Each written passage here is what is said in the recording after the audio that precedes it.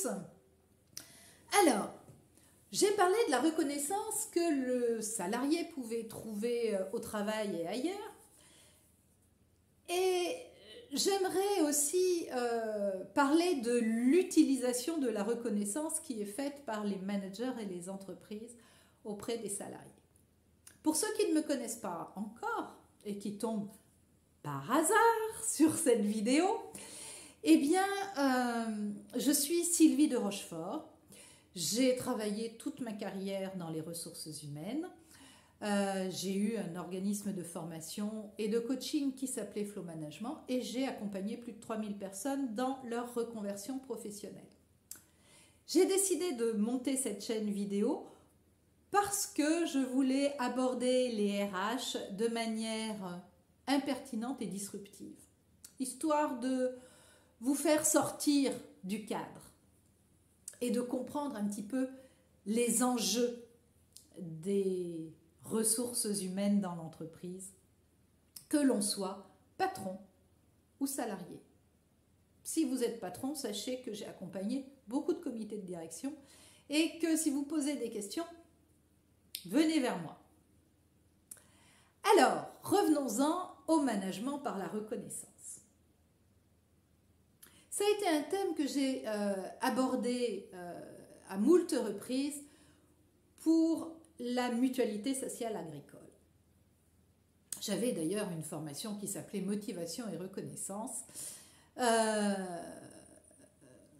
et j'ai formé quasiment toutes les caisses de la mutualité sociale agricole. Pourquoi est-ce qu'on m'a demandé de parler de la reconnaissance? Eh bien tout simplement parce que à la MSA, les budgets étaient de plus en plus restreints et les augmentations de moins en moins courantes et de moins en moins importantes.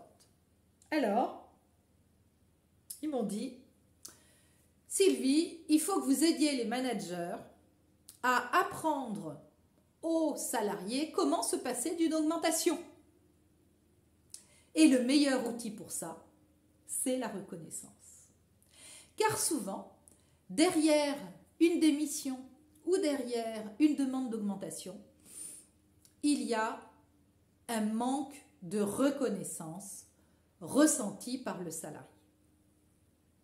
Alors, bien évidemment, comme je faisais partie du système, j'ai appris aux managers à reconnaître leurs salariés. Mais sachez qu'il y a quand même un bémol. Parce que quand le manager reconnaît ses collaborateurs d'une manière sincère, ça peut marcher. Jusqu'à un moment où les problèmes financiers du salarié sont tels qu'il a réellement et un besoin vital d'une augmentation. Et à ce moment-là, on peut reconnaître qui on veut, ça ne marche plus. D'où l'importance de partager équitablement les revenus de l'entreprise et les bénéfices de l'entreprise. Si on veut que l'entreprise ait un bon climat social. Donc la reconnaissance dans le management. Comment reconnaître de manière positive et efficace ses collaborateurs?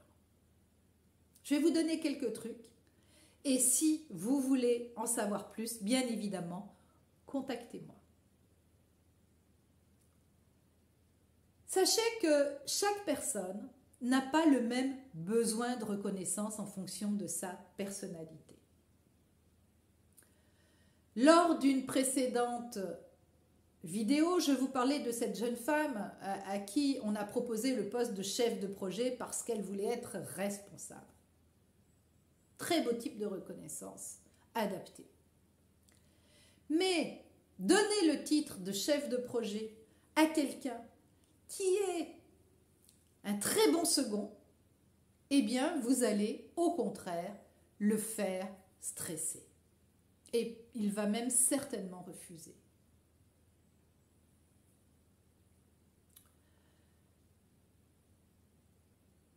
Si vous voulez reconnaître quelqu'un qui est sensible aux conditions de travail, eh bien, cette personne, si elle vous dit, écoute, là, ça fait 2 mois que ma chaise à roulettes ne fonctionne plus, j'ai une roulette en moins, si vous lui donnez très rapidement un siège avec des roulettes qui fonctionnent, la reconnaissance va être positive.